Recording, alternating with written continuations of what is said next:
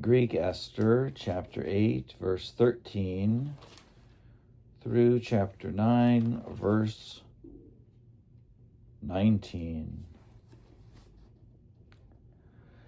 Let copies of the decree be posted conspicuously in all the kingdom, and let all the Jews be ready on that day to fight against their enemies. So the messengers on horseback set out with all speed to perform what the king had commanded, and the decree was posted also in Susa. Mordecai went out dressed in the royal robe and wearing a gold crown and a turban of purple linen. The people in Susa rejoiced on seeing him, and the Jews had light and gladness in every city and province wherever the decree was published. Wherever the proclamation was made, the Jews had joy and gladness, a banquet and a holiday, and many of the nations were circumcised and became Jews out of fear of the Jews.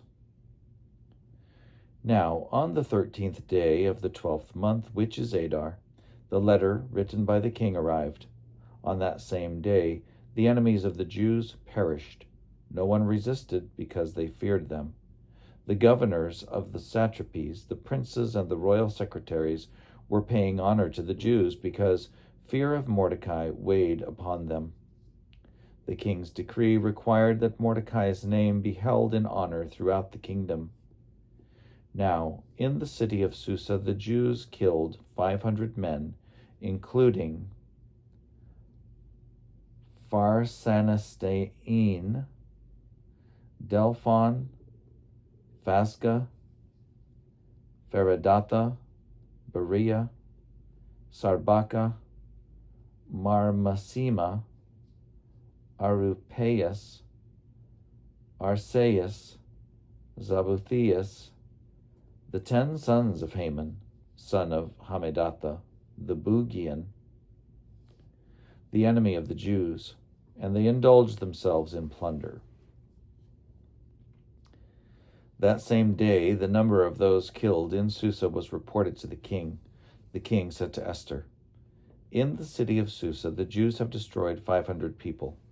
What do you suppose they have done in the surrounding countryside? Whatever more you ask will be done for you."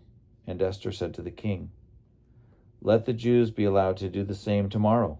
Also, hang up the bodies of Haman's 10 sons."